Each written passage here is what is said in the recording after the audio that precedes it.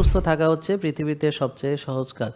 আপনারা এই সিম্পল কয়েকটা ব্যাপার করেন না বলে আজকে এতগুলো রোগে আপনারা রোগী। আপনারা ঘুমাইতে যান 12টা 1টায়, আশা করেন ফজরে উঠবেন, মানে এই যে আশা, এই আশাটা কেন করেন?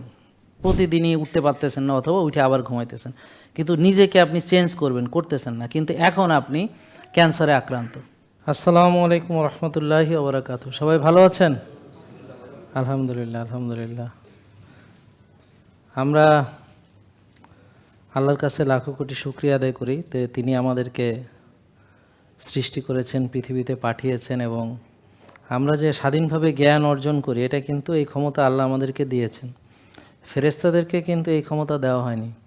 ফেরেশতারা কিন্তু শুধুমাত্র আল্লাহ যে এটা হুকুম করেন এর বাইরে চলার, বা যতটুকু জ্ঞান আল্লাহ তাদেরকে দিয়েছেন এর বাইরে অন্য কিছু বিষয় জ্ঞান অর্জন করার কোনো ক্ষমতাই ফেরেশতাদের নাই। শুধুমাত্র মানুষের এই যে ক্ষমতা আল্লাহ দিয়েছেন, তো এই জন্যে মানুষের আবার বিচার হবে, ফেরেশতাদের আবার বিচার নাই। তো আশরাফুল মাকলুকাত আল্লাহ মানুষকে এই মর্যাদা কেন দিয়েছেন? জ্ঞানের কারণে দিয়েছেন, জ্ঞান। তো ফেরেশতাদেরকে অনেকগুলো বিষয়ের নাম জিজ্ঞেস করা হলো। হযরত আদম আলাইহিস সালামকে আল্লাহ শিখিয়েছিলেন, সে নামগুলো তিনি বলতে পারলেন, ফেরেশতারা তো বলতে পারল না। তো আদম আলাইহিস সালামকে সেজদা দেওয়ার জন্য আল্লাহ তাআলা সকল ফেরেশতাকে হুকুম করলেন, তো ইবলিস সেটা মানল না। তো আমাদের যে শত্রু, মানে একদম কিয়ামত পর্যন্ত, সে হচ্ছে ইবলিস। আর আল্লাহ আমাদের কল্যাণ চান, তো তিনি এবং যত নবী রাসূলগণ এসেছেন পৃথিবীতে, তারা আমাদের কাছ থেকে কোনো বিনিময় চাননি, তারা আমাদের কল্যাণ চেয়েছেন এবং কল্যাণের জন্যে, মানুষের কল্যাণের জন্যে তারা তাদের জীবনকে উৎসর্গ করেছেন। আপনারা যারা কল্যাণের জন্য জীবনকে উৎসর্গ করবেন তারাও ওই একই রকম, অর্থাৎ নবী রাসূলগণ যেভাবে আমাদের শিখিয়েছেন, যে মডেলটাকে অনুসরণ করতে বলা হয়েছে, সেই মডেলটা হচ্ছে কল্যাণ কাজে নিজেদেরকে নিয়োজিত করা। যার যতটুকু ক্ষমতা সক্ষমতা আছে সে অনুযায়ী আপনি মানুষের কল্যাণ করবেন নিঃস্বার্থভাবে, কারণ নবী রাসূলগণ নিঃস্বার্থভাবে কল্যাণ করতেন। এবং আল্লাহ তাআলা বলেছেন যে আমার রাসূলগণ তো তোমাদের কাছে কোনো বিনিময় দাবি করে না। তো ঠিক একইভাবে আপনাদেরকে কোনো কারোর সাথে, ধরেন কারোর জন্যে কোনো কিছু করলে বিনিময় আপনি আশা করলে ভুল। বিনিময় আশা করবেন আল্লাহর কাছে, তিনি আখেরাতে আপনাদেরকে বিনিময় দিবেন। তো আজকে আপনারা এখানে যে এসেছেন, তো আমাদের মূল যে উদ্দেশ্য সেটা হচ্ছে এই যে আলোচনাটা আমি করলাম, এই যে জ্ঞান অর্জন, এটা একটা উদ্দেশ্য। নিঃস্বার্থভাবে মানুষের কল্যাণ, এটা আমাদের, এই যে আপনাদের থেকে আমরা বিনিময় নিচ্ছি না, এখানে আমাদের সেশনে আপনারা জ্ঞান অর্জন করতে পারছেন স্বাধীনভাবে। তো এই যে জ্ঞান অর্জন, স্বাস্থ্য জ্ঞান, এবং যদি আমাদের এই কথাগুলো আপনারা বোঝেন এবং নিজের জীবনকে ওভাবেই সাজান যেভাবে সাজানোর কথা পবিত্র কোরআনে বলা হয়েছে, তাহলে আমার নবীজি যেভাবে তার জীবন আচরণ আমরা দেখেছি যে তিনি একটা রোল মডেল ছিলেন আমাদের জন্য, আমরা যদি সেভাবে নিজেদের জীবনকে সাজাই তাহলে দেখবেন যে আপনারই কল্যাণ হবে। তো এই যে কল্যাণ আপনার হবে, তো আমরা বিনিময়ে কোনো কিছু আশা করি না, আল্লাহর কাছে বিনিময় আশা করি। তো এটা হচ্ছে এই যে সেশনে আমরা যে বিনা মূল্যে সেশনটা করা হচ্ছে, এটার মূল উদ্দেশ্য হচ্ছে জ্ঞান অর্জন এবং নিঃস্বার্থ সেবা। এবং আমি পরে আশা করব যে আমার জন্য আপনার কিছু করার দরকার নেই, তবে নিজেরা নিজেদেরকে ভালো রাখুন, আরও অন্যান্য মানুষকেও কল্যাণের দাওয়াত দিন।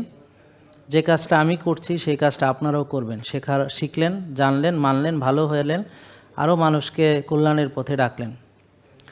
যে আমরা জানি ব্যায়াম ভালো, তা আপনি একা একা না করে সবাই মিলে করেন। আপনার এলাকায় ফজর নামাজ পড়ে, যেই মসজিদে আপনি জামাতে নামাজ পড়েন ওই মসজিদে মুসল্লিদেরকে নিয়ে, বা আরও যারা আগ্রহী সকালে তাদেরকে নিয়ে আপনি একা না করে অনেকে মিলে করেন। তাদেরকে বুঝান যে আপনি কি খাবার তার জন্য ভালো, তাদের সাথে আলাপ করেন। তাদেরকে বলেন যে আপনারা যে ভোরে উঠলেন, ঘুমাইছেন কখন? তো যদি তাড়াতাড়ি না ঘুমান তাহলে তো ভোরে উঠবেন কী করে? তো এইভাবে আপনারা কমিউনিটি ডেভেলপ করবেন, এই কাজগুলো মানুষের কাছে ছড়াবেন, তাহলে আপনি এই লাইফস্টাইলটা ধরে রাখতে পারবেন। অন্যথায় এই লাইফস্টাইল আপনি ধরে রাখতে পারবেন না, মানে যদি আপনি নিজে মেনে আরও কমিউনিটি ডেভেলপ না করেন, আরও অনেককে মানতে সাহায্য না করেন এবং একা একা মানেন, তাহলে আপনি পারবেন না এক সময় এবং ছেড়ে দিতে বাধ্য হবেন। কারণ সমাজে সবাই যদি একদিকে চলে আর একটা মানুষ একা একা আর একটা দিকে চলবে সেটা সে পারে না।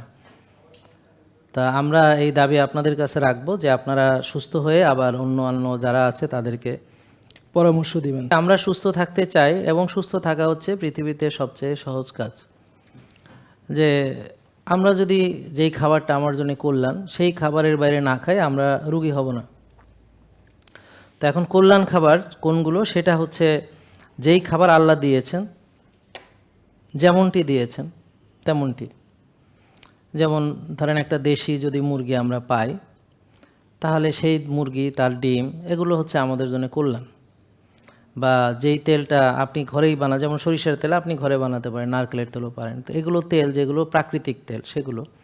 সয়াবিন আপনি ঘরে বানাতে পারেন না, কারণ সয়াবিনটা হচ্ছে ইন্ডাস্ট্রিয়াল প্রোডাকশন। আর সরিষা যদি ইন্ডাস্ট্রিয়াল প্রোডাকশন হয় সেটা খাওয়া যাবে না। দেখ, সেটা একটা পরের আলোচনা। তাহলে সোজা কথা হলো, একটা সমুদ্রের মাছ, একটা নদীর মাছ, একটা পুকুরের মাছ, একটা ন্যাচারাল মাছ, একটা গরু যে ঘাস খায় চড়ে বেড়ায়, একটা ছাগল ঘাস খায় চড়ে বেড়ায়, দেশি জাত, রোদরে যায়। তো এই ধরনের মাছ, মাংস, ডিম, শাকসবজি যেগুলো ন্যাচারাল, এগুলো হলো তৈব খাবার, তৈব। তো সেই তৈব খাবারগুলো আবার আমাদের খেতে হবে 1 ভাগ। আর আমরা রোজাও রাখবো, ক্ষুধা লাগলে খাবো, ক্ষুধা থাকতে থাকতে খাওয়া শেষ করবো। তো এই কয়টা নিয়ম মানলে আমরা এমনি সুস্থ থাকবো, আমাদের রোগী হওয়ার কোনো কারণ নেই। কিন্তু কেউ যদি সাদা ভাত খায়, সয়াবিন তেল খায়, চাষের মাছ খায়, চাষের ডিম খায়, চাষের মুরগি খায়, ফার্মের মাংস খায়, ফার্মের মাছ খায়, ফার্মের গরু খায়, ফার্মের ছাগল খায়, তো সে রোগী হবে নিঃসন্দেহে। তবে কবে এটা বলা যাবে না, হবে যে এতে কোনো সন্দেহ নেই, কারণ অলরেডি হয়ে গেছে। এবং তাদেরকে যদি সবাইকে ডেকে এনে জিজ্ঞেস করি, সবাই এই কথাই বলবে, হ্যাঁ আমরা এগুলাই খাই, তো এগুলো খেয়ে আমি রোগী হয়েছি। তো আপনারা তো এখানে যারা আছেন, যারা রোগী হয়েছেন, বলেন তো আপনারা আমি যা বলেছি এই খেয়েই তো রোগী হয়েছেন, নাকি ভিন্ন কিছু খাইছেন? হ্যাঁ, বলতে পারেন আমি সাথে কেক খাইছি, কোক খাইছি, মানে কোল্ড ড্রিঙ্কস খাইছি, ঠিক আছে, সাথে দাওয়াত খাইছি, কমিউনিটি সেন্টারে খাইছি, বিয়ে খাইছি, জিয়াফত খাইছি, হ্যাঁ, মরে গেছে খাইছি, জন্ম নিছে খাইছি, হ্যাঁ, বিভিন্ন দিবস খাইছি, আগামীকালকে মনে হয় ইয়া খাবে, নববর্ষ খাবে, হ্যাঁ, এরকম নববর্ষ খাইছি, পান্তাভাত খাইছি, ডায়রিয়া হয়েছে, এরকম। তো সে খালি খাইছে আর খাইছে, হ্যাঁ, পিজা খাইছে, বার্গার খাইছে, স্যান্ডউইচ খাইছে, পেঁয়াজু খাইছে, বেগুনি খাইছে, তারপরে হচ্ছে জিলাপি খাইছে, শাহি জিলাপি, আবার সিঙ্গাড়া, সমোসা, হ্যাঁ, আলুর চপ, ডিমের চপ, বড় বাপের পোলায় খায়, এমন খাওয়া বাহারি রকমের খাওয়া। এগুলো বললে বিরিয়ানি, আরও অনেক কিছু আছে, হ্যাঁ, কোরমা পোলাও, আরও অনেক কিছু, রেজালা, জ্বালা পোড়া, বিভিন্ন রকম। তো ঠিক আছে, এগুলো আপনি খেয়েছেন, ঠিক আছে। তো এই খাবারগুলো যদি তৈব হতো তাহলে ভালো হতো, কিন্তু এগুলো তৈব না। তো এই জন্যে আপনারা এই খাবারগুলো খেয়ে এখন আপনি তৈব অবস্থায় নেই, অর্থাৎ আপনি এখন ভালো নেই, সুস্থ নেই, রোগী হয়েছে। তাহলে সুস্থ হওয়া সোজা, আমি নষ্ট খাবো না, শেষ। তারপর হচ্ছে যারা খেয়েছে কিন্তু ব্যবহার করেনি, ব্যায়াম করেনি, কায়িক শ্রম করেনি, তো তারাও রোগী হচ্ছে আস্তে আস্তে। তো যারা কায়িক শ্রম করে, ব্যায়াম করে বা খেলাধুলা করে ইত্যাদি, তারা অনেকটা সুস্থ থাকবে যদি ভালো খায়, সাথে যদি ভালো এক্সারসাইজ করে। আর একদল আছে রোজা রাখে, আর একদল আছে 6 বেলা খেতেই আছে বছরকে বছর, তো তারা আবার রোগী হবে, বেশি খেলে, বারবার খেলে রোগী হবে। তো সুস্থ থাকা সোজা, আমি অল্প খাবো, খরচ কম, হালাল তেব খাবো, রোজা রাখবো, খরচ কম, একটু হাঁটাচলা দৌড়াদৌড়ি করবো, খরচ কম, আর্লি ঘুমায় যাবো, কারেন্ট বিল বাঁচবে, ভোরে উঠে বের হয়ে যাবো, কারেন্ট বিল বাঁচবে, হ্যাঁ। তো এগুলো ফ্রি। আবার রোদে গেলাম, আমি যেমন এখন রোদ পয়ে আসলাম, কোনো টাকা পয়সা লাগেনি, আল্লাহ কোনো চার্জ রাখেননি, ফ্রি জিনিস, হ্যাঁ, নিলাম, আমার কত উপকার হইলো। কিন্তু আপনারা এই ফ্রি জিনিস আবার নিতেছেন, আবার ওদিকে ওষুধ খাইতেছেন টাকা দিয়ে কিনে, আর এদিকে ফ্রিগুলার প্রতি অবহেলা করতেছেন।